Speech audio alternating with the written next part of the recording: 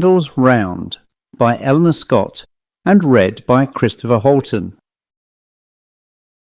"Of course, I don't pretend to be aesthetic and all that," said Hayling in that voice of half-contemptuous indifference that often marks the rivalry between science and art. "But I must say that this folk song and dance business strikes me as pretty complete rot. I dare say there may be some arguments in favour of it for exercise and that, but I'm dashed if I can see why a chap need leap about in fancy braces because he wants to train down his fat." He lit a cigarette disdainfully. "All revivals are a bit artificial, I expect," said Mortlake in his quiet, pleasant voice. "But it's not a question of exercise only in this case, you know. People who know say that it's the remains of a religious cult, sacrificial rites and that. There certainly are some very odd things done in out-of-the-way places." "How do you mean?" asked Hayling, unconvinced. "You can't really think that there's any kind of heathen cult still practised in this country?" "Well," said Mortlake, "there's not much left now. More in Wales, I think, and France than here. But I believe that if we could find a place where people had never lost the cult, we might run into some queer things. There are a few places like that, places where they're said to perform their own rite occasionally. I mean to look it up some time. By the way," he added, suddenly sitting upright, "didn't you say you were going to a village called Randalls for the weekend?" "Yes, little place in the Cotswold somewhere. Boney gave me an address. Going to work or for an easy?" "Not to work. Boney's afraid of my precious health. He thinks I'm overworking my delicate constitution." "Well, if you've the chance, I wish you'd take a look at the records in the old Guildhall there and see if you can find any references to folk customs. Randalls is believed to be one of the places where there is a genuine survival. They have a game, I think, or a dance called Randalls Round. I'd very much like to know if there are any written records. Anything definite, not if you're bored, you know, or don't want to. Just if you're at a loose end." "Right, I will," said Hayling, and there the talk ended. It is unusual for Oxford undergraduates to take a long weekend off in the Michaelmas term with the permission of the college authorities. But Hayling, from whom his tutor expected great things, had certainly been reading too hard.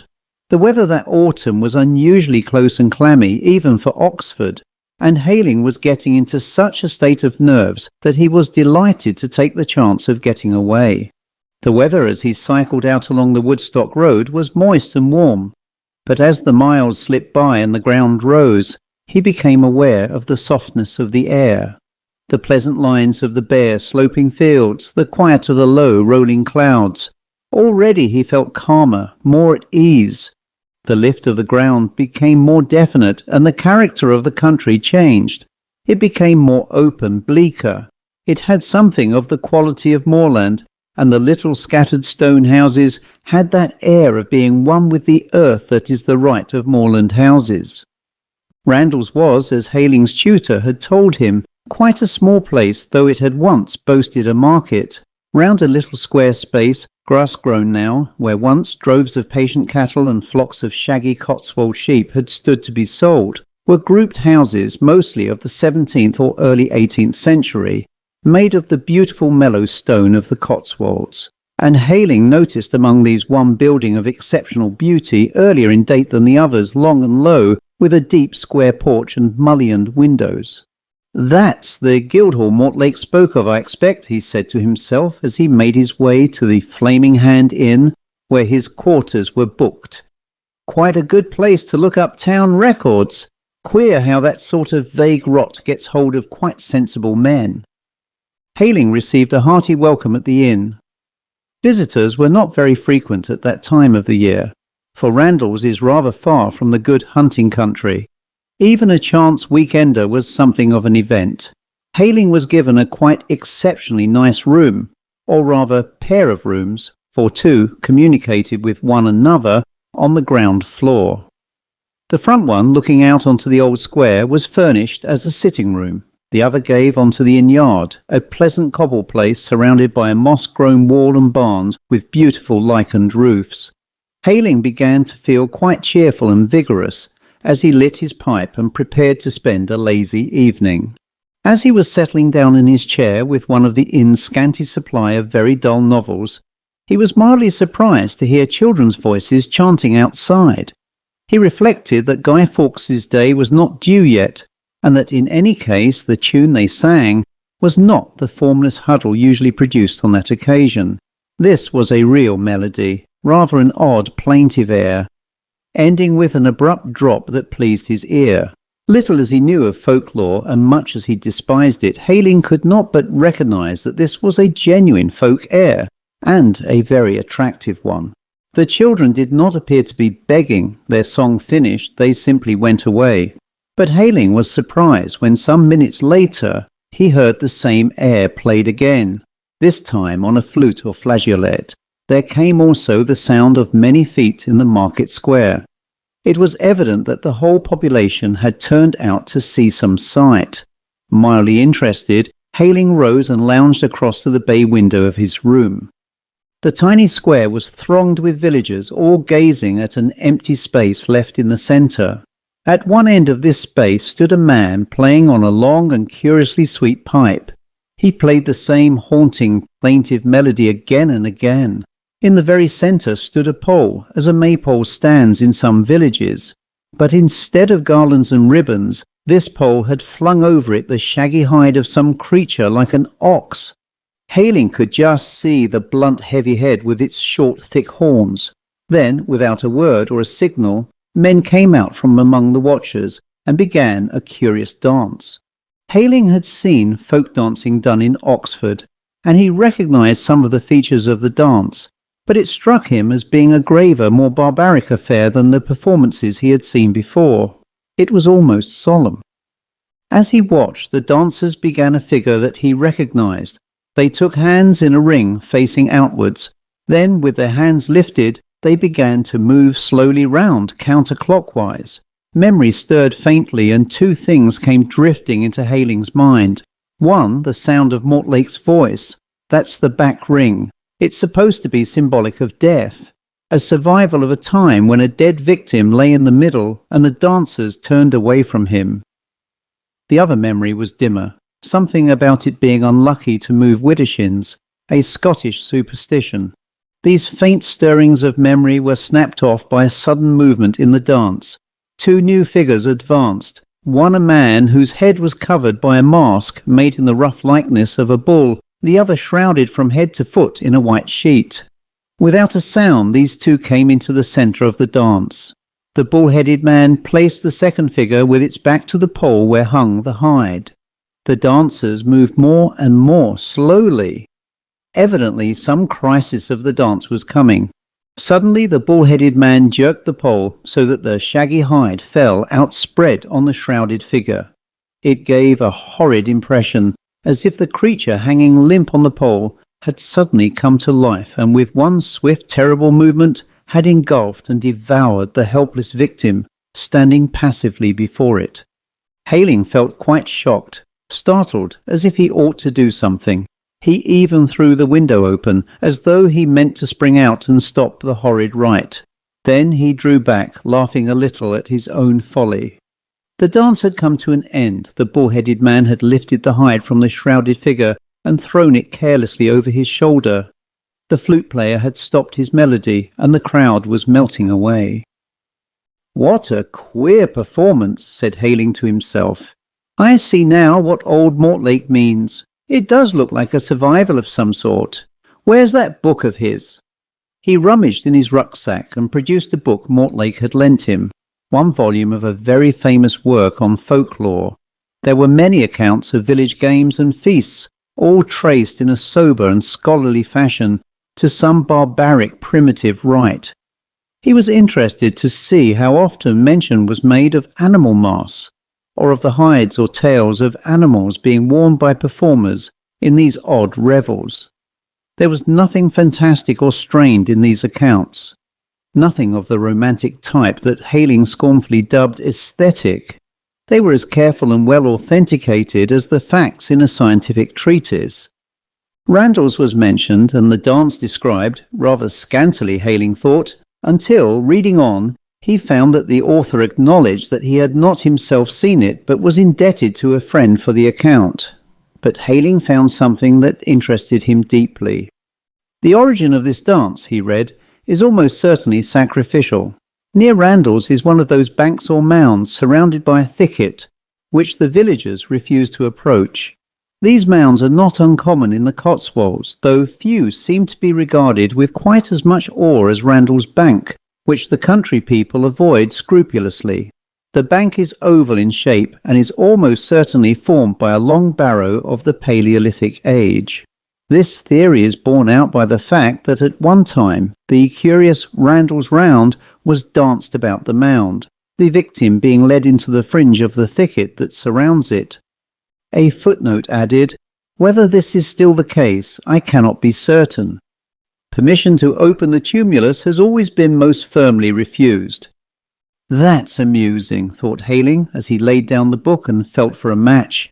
"Jove, what a lark it would be to get into that barrow. Wonder if I could get leave. The villagers seem to have changed their ways a bit. They do their show in the village now. They mayn't be so set on their blessed mound as they used to be. Where exactly is the place?" He drew out an ordnance map and soon found it. A field about a mile and a half northwest of the village, with the word tumulus in Gothic characters. "I'll have a look at that tomorrow," Hayling told himself, folding up the map. "I must find out who owns the field and get leave to investigate a bit. The landlord would know who the owner is, I expect." Unfortunately, the next day dawned wet, although occasional gleams gave hope that the weather would clear later. His interest had not faded, and he determined that as soon as the weather was better, he would cycle out to Randalls Bank. Meanwhile, it might not be a bad plan to check the Guildhall records, as Mortlake had suggested.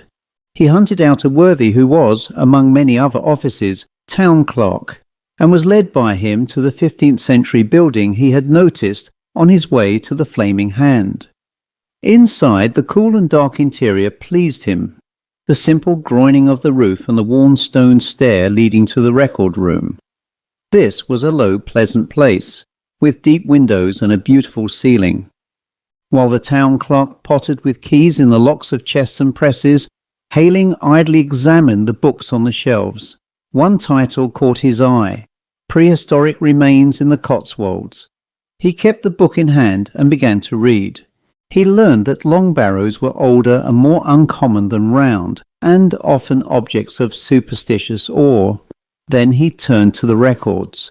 There he soon found references to his field of interest, a lawsuit in the early 17th century. A man named Beale brought charges of witchcraft against divers persons of ye town, claiming his son had disappeared.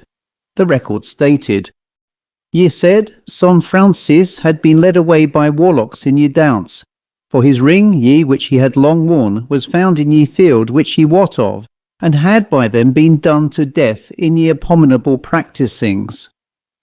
Another document of later date recorded a failed attempt to sell the field we ye wot of, the purchaser withdrawing due to ye ill repute of ye place. There were also 17th century accounts of Puritan authorities condemning ye lewd games and dancing as service to Satanas. One entry noted a trial dated November 7th, 1659, marked grimly, "Comicti et combusti," hanged and burned. "Good Lord, burnt!" exclaimed Hayling aloud. "What an appalling business! I suppose the poor beggars were only doing much the same thing as those chaps I saw yesterday." He sat in silence, reflecting. The folk ritual had clearly gone on for centuries. Did that strange business with the hide mean some real devilry? He imagined squat, hairy, prehistoric men dancing in solemn, ghastly worship long ago. The thing was getting a stronger hold of him than he would have thought possible. "If there is any old devilry left," he reasoned, "it'll be in that field. The dance they do now is public, but if they still avoid the field, that might be a clue." After lunch, Hayling questioned the landlord of the Flaming Hand. The man hedged immediately when he asked about the field. "I'm not like some of 'em, sir," he said. "I wouldn't say it'd do any harm for you to take a turn in the field while it's light, like, But it ain't healthy after dark, sir, that field ain't. Nor it ain't no sense digging in that bank. I've lived in this place 40 years, man and boy, and I know what I'm saying. But why isn't it healthy? Is it marshy? No, sir, not to say marshy. Don't the farmers ever cultivate it? Well, sir, I've been in this place 40 year, and it ain't never been dug, nor ploughed, nor sown, nor reaped in my memory. Nor yet in my father's, nor my grandfather's. Crops wouldn't do, sir, not in that field. Well, I want to examine the mound. Who owns the field? You won't do that, sir. Why not? 'Cause I'm the owner, sir, and I won't have anyone, not the king hisself, nor the king's son, a-digging in that bank. Not for a wagon load of gold, I won't. Hayling saw it was useless. Oh, all right, if you feel like that about it, he said carelessly. Thank you, sir, said the landlord, visibly relieved. But the matter was far from settled in Hayling's mind. If he couldn't get permission, he would go without it. He planned to explore the barrow after dark, borrowing tools from the inn's open cart shed. That afternoon he cycled out to the field. It lay untouched, uncultivated, and in its centre was the mound, surrounded by thick tangled bushes and scrub. He examined it from the road, noting the height and density of the growth. Was it really a tomb? Who or what might lie there? He returned to the inn, impatient now for nightfall, but as evening came, visitors began arriving, private callers who passed quietly through the yard into the landlord's parlour and slipped away. Stranger still, when Hayling looked from his window, he saw men leaving one by one with blackened faces, their hands and necks pale against the soot-darkened skin. "This is too mad," he whispered. "Didn't expect to run into this sort of farce." He watched, waiting for them to finish whatever mystery was unfolding. At 10 o'clock the house was quiet. He slipped from his window into the yard, borrowed a pick and spade, and began the walk to the tumulus. The countryside was beautiful in the moonlight. Fields swept up to dark ridges, and the cold air had the scent of frost. The gate to the field was open. That surprised him. "I could have sworn I shut that gate," he muttered. He circled the mound, looking for a weak spot in the scrub, but it was dense all around. He prepared to force his way through. Just then he stopped. Something heavy was stirring in the bushes. A fox, a badger, it sounded too big, more like a cow. He hesitated. Then he heard it, the haunting tune of Randalls Round, played on a flute approaching from the road. Footsteps too, many of them pattering softly. He crouched behind the mound and peered. Yes, villagers were entering the field, their faces blackened, forming the dance circle. Again came the grave, solemn movements. Again the ring was formed, facing away from the mound. The same veiled figure appeared, led by the bull-headed man. Suddenly, with a great crashing from the undergrowth, something emerged from the mound. Hayling could not believe what he saw. Some hulking, primitive beast, low-headed and black in the moonlight, advancing with dreadful purpose. The dance slowed.